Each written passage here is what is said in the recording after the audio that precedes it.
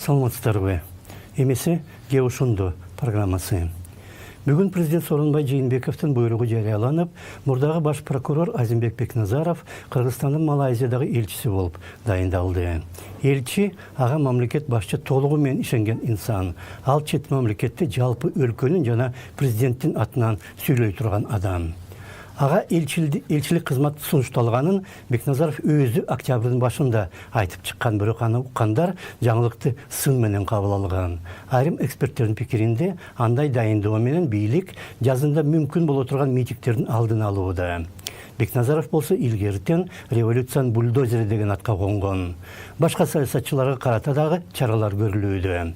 Мисалга Өмүрбек Текебаевге каршы сот уланууда. Садыр Жапаров дагы эле абакта. Равшан Жээнбеков дагы камакка алынды. Жакында Үмүт 2020 деген кыймыл түзгөн Ширин Айтматова дагы күйөөсүнүн камалышы менен татаал абалга кабылды. Кечээ күнү журналисттер менен жолукканда болсо президент элчи болуп иштеп келүүнү Бекназаровго ал өзү сунуштаганын билдирди. Ачык айтайын, ага мен өзүм сунуш кылдым. Ага, ишинде мурунтан тааныйм, билем. Мына ушунча жыл иштедиң, оппозиция жөөдөң, эки революциянын башында турдуң. Эми ошо энергияны бир жумшап, элчилик, алда чоң элчилик, ошол жака барып иштеп бир мамлекет пайда кетирбесе, биринчи эмне айта аласың деген ойлоноюн деп, андан кийин экөөбүз сүйлөшүп, анан макул болуп, мына ал кетип атат. Бу жерде эле баягы митинг күнөөсү жок. Бул жерде менин баягы сунушум болду.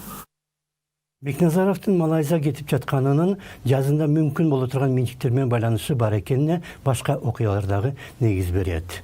Мисалга 2 апталык айырма менен жакында Бишкекте 2 орчундуу митинг болуп өттү. Алардын уюштуруучулары аны менен бийликке качан болбосун, кандай болбосун митинг уюштурганга биздин кудуретибиз жетет жана бийлик аны кабыл алууга аргасыз дегенсиди.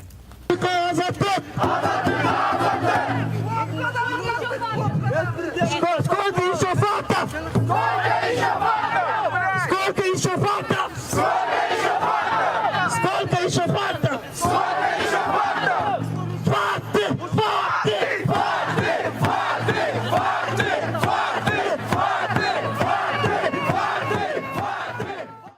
Бул 2 митингке чейин ошол эле жаштар уранга каршы да 2 митинг уюштурган жана бийлик чындап эле алардын талаптарына дароо макул болуп, чечим кабыл алып, уран менен торий гендерин иштетүүгө тыюу салды. Митингке чыккандардын пикирине көптөгөн депутат да кошулду жана чагылгандай ылдамдык менен керектүү мыйзам долбоорун даярдап, аны парламент аркылуу өткөрдү. Бул 4 митинг мурда болуп жүргөн митингтерден түп тамырынан бери айырмаланат.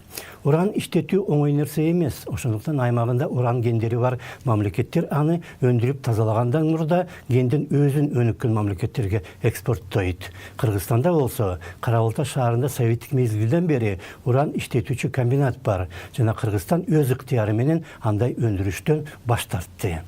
Ошол эле мезгилде башка жаштардын тобу Маданият министринин кабинетине кирип келип, чуулганды көргөзмө өткөрүүгө уруксат берген музейдин директорун жумуштан алдырды. Бирок башка да талаптар болушу мүмкүн да. Реакция деген 2 митингке катышкан жаштар болсо, февраль менен март айларында дагы 2 ушул сыяктуу митинг уюштурууга даярданып кирди жана алар бир топ орчундуу болушу ыктымал. Бир жагынан караганда мындай митингдер аркылуу коом бийликке өз пикирин ачык билдирип, аны чечим кабыл алууга аргасыз кылып жатат. Бирок андай талаптар дайым эле коомдун чыныгы кызыкчылыгына төп келип турарына ким кепилдик бере алат? Каражаты жетиштүү кимдир бирөө кандайдыр бир чечим кабыл алдырууну кааласа, көчөгө 1000 адамды чыгарса эле жетиштүү болуп калабы? Түз иштеген демократия башталгандай. Же ошондо саламатта калыңыздар.